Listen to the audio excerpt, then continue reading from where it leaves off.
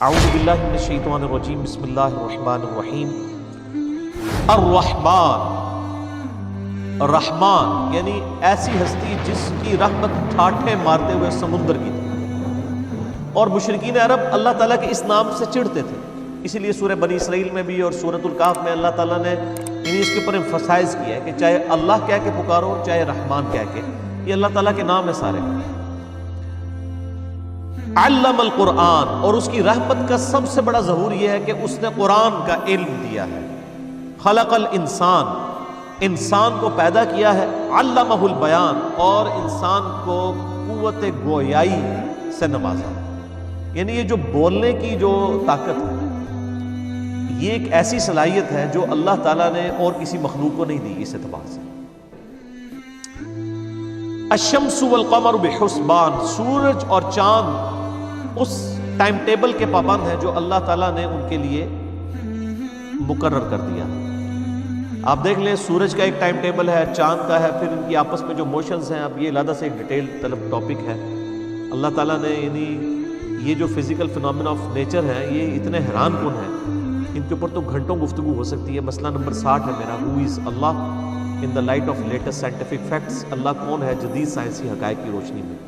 یعنی سورج اور چاند کو اللہ تعالیٰ نے ایسا پابند کیا، اور یہ دیکھیں چاند تو اللہ نے ایک کیلنڈر لٹکا دیا آسمان۔ چاند کی جو مختلف جو شکلیں ہیں ان سے آپ یعنی تاریخ کا تعین کر سکتے ہیں۔ جب وہ پورا مکمل گول ہوا ہوتا ہے وہ 14 ہوتی ہے، اس کا ہاف ہوتا ہے تو 7 ہوتی ہے، اگر دوسری طرف ہاف بن رہا ہو اس کا تو وہ 21 بن رہی ہوتی ہے۔ پرانے زمانے میں تو لوگ اس طریقے سے یعنی ڈیٹس کا حساب لگا لیا کرتے تھے۔ پھر اس کی منزلیں مقرر کی ہوئی ہیں، اور یعنی ہم نے جو لیونر ایئرز ہیں ان کو اسی اعتبار سے ڈیفائن کیا ہوا ہے نا کہ 12 مہینے چاند کے ہوتے ہیں، تقریباً 355 دن میں چاند جو ہے وہ 12 دفعہ اپنا یہ سرکل مکمل کرتا ہے۔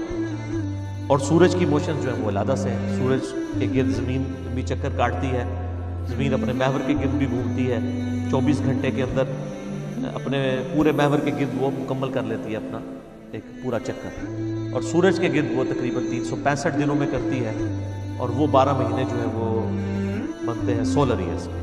اب یوٹیوب کے اوپر آپ جا کے لکھیں عیسوی کیلنڈر، لیونر کیلنڈر اور یعنی قمری کیلنڈر، تو میرا ایک کلپ بھی کھل جائے گا جس پہ میں نے ڈیٹیل سے ان چیزوں پہ ڈسکشن کی ہے۔ والنجم والشجر یسجدان، اور جو تارے ہیں اور درخت ہے وہ بھی اللہ تعالیٰ کو سجدہ کرتے ہیں۔ کائنات کا ہر مخلوق سورہ بنی اسرائیل میں آتا ہے کہ اللہ تعالیٰ کی تسبیح بیان کر رہی ہے، لیکن ہم اس کی تسبیحات کو نہیں سمجھتے۔ اللہ تعالیٰ نے یہ چیزیں پردے کے اندر رکھی ہوئی ہیں کر رہی ہے۔ والسماء رفعها ووضع المیزان، اور اسی نے آسمان کو بلند کیا اور میزان عدل قائم کی۔ آسمان کو بلند کیا ہے، اور یہ اس عدل سے مراد ایک تو وہ بیلنس ہے، ویسے اس کو ویٹ بیلنس بھی کہتے ہیں نا انگلش میں ترازو کو۔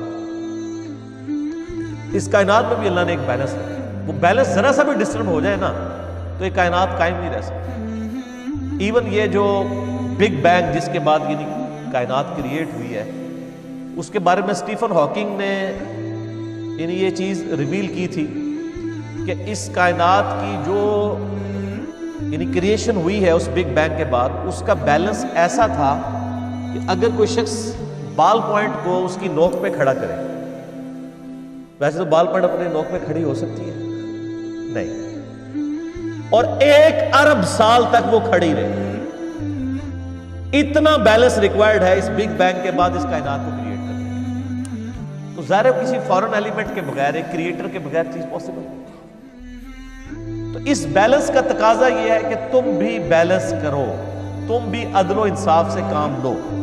اللہ تطغوا فی المیزان، تاکہ تم بھی میزان کو قائم رکھو، کسی کے ساتھ زیادتی، اور اس کو اسٹیبلش کون کرے گی؟ جوڈیشری، عدالتوں کا کام ہے کہ وہ انصاف کو قائم کرے۔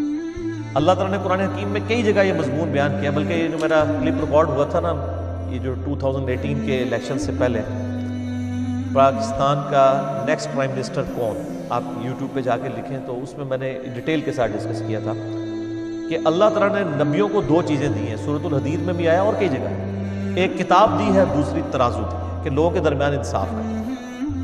انصاف کے بغیر کوئی معاشرہ چل نہیں سکتا، اور انصاف کو ویریفائی کرے گی اور انصاف کی ایشورنس دے گی جوڈیشری، عدالت آزاد ہونی چاہیے۔ اللہ تعالیٰ فرماتا ہے کہ کسی کے ساتھ زیادتی نہ کرو، وَأَقِيمُوا الْوَزْنَ بِالْقِسْطِ وَلَا تُخْسِرُوا الْمِيزَانَ، اور وزن کو ٹھیک رکھو انصاف کے ساتھ، اور تول میں بھی کمی نہ کرو۔ وہ بھی دیکھ لیں، وہ جو تول کے چیزیں بیچی جاتی ہیں یا ماپ کے چیزیں بیچی جاتی ہیں، اس میں بھی آپ نے انصاف کرنا ہے۔ یہ نہیں ہے کہ ایک بندے نے آپ کو 1 کلو چینی کے پیسے دیے اور آپ جو ہے وہ اپنا ویٹ بیلنس یا اس کو تھوڑا سا یوں جھکا لیں، جو پرانے زمانے میں استعمال ہوتا تھا۔ آج کل بھی آپ دیکھ لیں کہ وہ ماپنے کے جو چیزیں ہیں یا ویٹ کرنے کی ہیں، اس کے اندر بھی وہ گڑبڑ کر دیتے ہیں۔